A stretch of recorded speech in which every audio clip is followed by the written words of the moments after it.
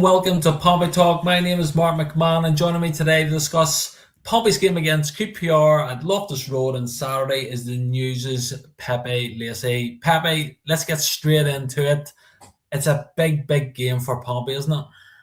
It's absolutely massive. I was talking with a few people on Monday, just discussing how big that game was, the Derby game. But to be honest, I kind of viewed Saturday's game against QPR as sort of the one Pompey have to target the most, really, rather than Derby. Derby are on a good run of form. They're up there. They're pushing for the playoffs currently. QPR, on the other hand, before the weekend, they were on a bit of a sticky patch. 5 defeats out of 6 before last weekend, and then obviously that good win at Leicester. But by the way things are, a lot of teams can beat Leicester at the moment. I feel like Pompey should target a win tomorrow. They have to, really. Teams around them are picking up some points. Oxford's 3 wins and a draw in their last 4. West Brom won last time out. Blackburn won last time out. You're looking at some of the teams around them who you didn't think would be picking up points, and they certainly are. So, yeah, it's a huge game for Pompey. And another reason why, just mentality. Going into the international break, you'd rather go into a 2-week stoppage with a win rather than six games without a win, which what it would be if Pompey don't pick up a win tomorrow. That could be big mentality wise. To see out the final 8 games of the season, Pompey want to go into the next 2 weeks on a positive. Yeah. I was speaking to Jordan earlier, our colleague Jordan Cross. He's actually quite optimistic about this one. You seem a wee bit upbeat about this one too. Can you explain why? I don't know. It's just I look at, maybe it's just me being too simplistic or a bit naive. Just looking at the form table. QPR have been a bit. I mentioned a minute ago they've been on a bit of a sticky run. 2 wins out their last 7, of which the other 5 have been defeats. So they're not really drawn specialists at the moment. They either win games or they lose them. They struggle for goals as well. Take out the Leicester game before. They have struggled for goals. So they've got Romain Burrell out injured as well. He's a key character. Elias Chair. They've got a couple of notable attacking threats missing. But I just look at it just based on the form table. I know you look at Pompey's form, haven't won in the last 5, but the performances have kind of been there in large parts. Obviously, their goal scoring issues, I'm sure we'll touch on in a bit. But I think out of the 2, if you take Derby and QPR, I'd QPR as the one Pompey have to target, because although at home Pompey could have picked up a result against Derby, and if they were to create a few more chances, they probably should have got a point. But QPR away, it's just so much riding on it. They're still in and around it, although they're probably not mainly in the relegation picture. But it's a game Pompey have to target to win. Yeah. 2 issues I have, just without wanting to sound negative. One, you just don't know what Pompey say is going to turn up, do you? Like, No. The Swansea game is still very, very much embedded in the memory. Where did that come from after so many decent performances despite defeats? And 2, like, Pompey have had an awful lot of possession. That's been mentioned. They've dominated possession. They've had a lot more shots on goals. But have they done enough to win those games, really? I can't, apart from the alley chance against Derby, which the keeper saved very, very well. They're not creating too many even half chances, let alone full chances. So, on that there note, that's why I'm slightly negative about going into this game, or slightly worried, probably is the better term. Yeah, I side with you, to be honest. The first part of that question, you look at Swansea, I think it's embedded in everyone's mind because of how poor that first 45, 60 minutes were. Now, you can look at it in sort of 2 ways. One way, Pompey had played so well for a number of weeks before that, got big results against Millwall and Charlton and West Brom in the weeks prior. So it was bound to happen that Pompey wouldn't be at full capacity at 110%. Now, whether that's just tiredness or you could simply put it down, Swansea were a better side than Pompey. Simple as that. Swansea did look very good on the ball. They've had a upturn in form too over the last couple of weeks. So teams can be better than Pompey. Absolutely, they can be. And Swansea showed their class in that first 45 minutes. They were just knocking around the ball, creating good triangles, getting into good space. And Pompey didn't really have an answer to that. Now, yes, Swansea, very good side. But yeah, frustrations in front of goal as well. In the second part of your question, it's just so frustrating. I've been putting into my stories today. Pompey scored 3 goals in their last 5 and created 82 shots.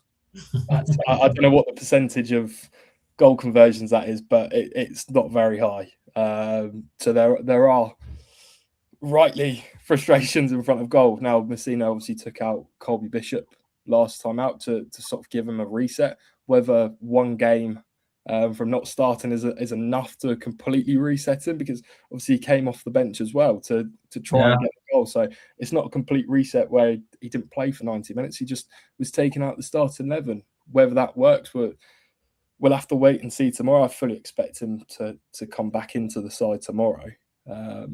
Is that because you didn't think Jacob Brown did anything to warrant maybe another role? He didn't blow anybody away, really. There are a couple of things that I do like from him, but it's just not consistent enough. The runs in behind, I like that as a striker. I like when a striker has the ability to run in behind, and we've seen that from Bishop previously in previous seasons. But for some reason, it's just not quite clicked, and that sort of has summed up Pompey's season as a whole going forward. Like you've got some big names there, Connor Chaplin, Colby Bishop.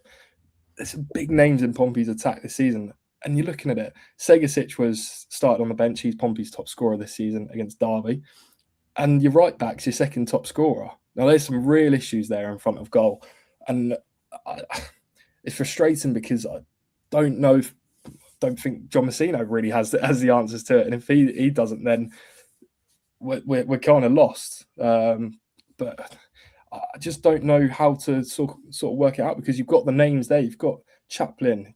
He's done it at championship level. Bishop did so well during the second half of last season after his return. Just something going forward for Pompey hasn't quite clicked. Ali, he's looked bright, but not really consistent enough over the last couple of weeks. Caballero, I mean, he's just still really raw, isn't he? He's 8 games into his English football career. You can't depend Pompey's survival hopes. You can't pin it solely on him. You've got to look at other characters as well. So, yeah, I do agree with you in terms of there are attacking frustrations, and rightly so. You should be worried because Pompey aren't just scoring enough goals. At this moment in time, there's not one attacking Pompey player with a question mark attached to their name. Like you've just gone through, you got Harvey Blair to that there. Josh Murphy, obviously not available. Everything, there's not one Pompey forward you could sort of say is in good form at this moment in time, which must make it even harder for John Mousinho every match day going, how can I get the best? What's the combinations going to be to get us out of this here? Where am I going to get the goals from if I tweak this here? It's an awful position he's in at the minute. Yeah, and we saw that slightly on Monday, didn't we? Jacob Brown came in to start, and then Caballero and Ali started on opposite wings to what they're usually doing, and that's really a sign that. And I think John Mousinho even admitted himself, he's just trying to work out ways to get goals. Now, that's when you hear that with 8 games to go, 9 games to go, it's quite concerning, because we thought we'd sort of unlocked it really when you go away to Charlton, score 3, you go away to Millwall, score 3. Like Millwall have only lost 2 in the last couple of months. They've made the Den a fortress, and one of the teams that came away victorious were Pompey. So something went right there, and we're thinking, Pompey have free flowing, they're scoring goals. They scored 3 against West Brom a couple of weeks prior as well, but for some reason they've only scored 3 in their next 5 after Millwall, which it's really concerning. And the fact he's chopping and changing positions and taking Bishop out the firing line, and then also you look at the number 10 role as well, that's just been so underperforming. Chaplin, frustrating season for him. He's far from what we're used to seeing from him. Segasic can't really get a run of games, and then John Swift's been there as well. And even over the last couple of weeks, we've seen Jacob Brown slot into that number 10 role. So he's still chopping and changing that front line, which, I mean, when you see that, it doesn't fill you with much confidence. No. If goals are the issue, then what about Conor Shaughnessy's threat from set pieces? On that basis alone, does that make John Mousinho think we need to get him in the starting lineup against QPR on Saturday? Yeah, I feel like that's been the conversation, or the two words of the season: set pieces and injuries. Set pieces, start of the season, Pompey couldn't defend set pieces. Now they can't score from set pieces and largely corners. They created so many corners against Derby, but they just didn't. Derby won everything in the box. Now, don't get me wrong, they're a good team in the box. Matt Clark, Dion Sanderson, they've been in around the championship. They know how to defend their box, but it was so frustrating. And Sky Sports picked it out. Pundits have picked it out. It was frustrating to see Pompey take a corner shot, or take a set piece shot, knock it around, a couple of passes outside the box, and then a couple of phases later, they finally put the ball in the box, but they don't win a header from it. They were nowhere near close enough to win the first header, which, when you're attacking the box, that's what you've got to be doing. You've got to get bodies in there. You've got to win the first header. You've got to test the keeper. But Derby were tallest to everything. They were first to everything, and that's, I guess, what Conor Shaughnessy brings, is his sort of attacking prowess in the box. He can win a header. He can leap, and he can be that sort of target man in the box, which Pompey have really missed. You look at their team. Well, Bishop's quite tall. Ebu Adams is quite tall. Other than that, you're sort of looking around being like, if a ball goes in the box, who's winning the header? Now, that's what Conor Shaughnessy can bring. But it's about how fit he is. He still can't play at 90 minutes. Pompey are managing his minutes. Mousinho did say that he was expecting him to play some sort of role against QPR on Saturday, but not the 90 minutes. And if you're bringing on Conor Shaughnessy with 30 minutes to go, trying to get balls in the box, you've got to take that risk, and you've just got to get him on the pitch as much as you can, because the way he is in the box, and if you were to get balls in the box for starters, then you're a threat massively. Yeah.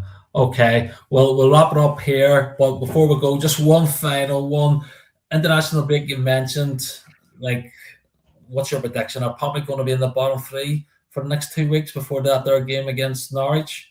I tell you what, it'd be pretty depressing writing about that, wouldn't it? Pompey in the bottom three. You're lucky you're off next week then. I've taken a good time to take off, but I mean, I go back to what I said earlier about the mentality. Pompey would to get a win tomorrow. I feel like that could be enough to spur him on, improve the sort of, I don't know, positivity around the camp. It would just inject a new lease of life, really, in the team. And then, you never know, it would just bring up the mood in the camp over the 2 weeks. And then you can go into the run and just feeling positive. That final 8 games, the final month, that's going to be what's season defining for Pompey. And they've got to approach it having to win, because currently there's teams around them. They're looking over the shoulder. They're far from safe. So they have to go to the international break with a win. There's no doubt about it. And to be honest, they should come away from QPR with 3 points. They did it last season. That was one of the big reasons why they stayed up, was that QPR game last season. It was just a good game to be around. So yeah, that international break is massive for Pompey. Okay then. Well, Pepe, thank you for stepping in for us today. You've been great. Thank you all for watching. Don't forget, you can see all these videos on our new Pompey YouTube channel at Pompey Talk, the news Portsmouth. You can also get some of our premium content from Jordan and Neil on the website. And don't forget to subscribe to get all the latest from Pompey at portsmouth.co.uk. Pepe, thank you again. Thank you all for watching. We'll be back soon. Goodbye.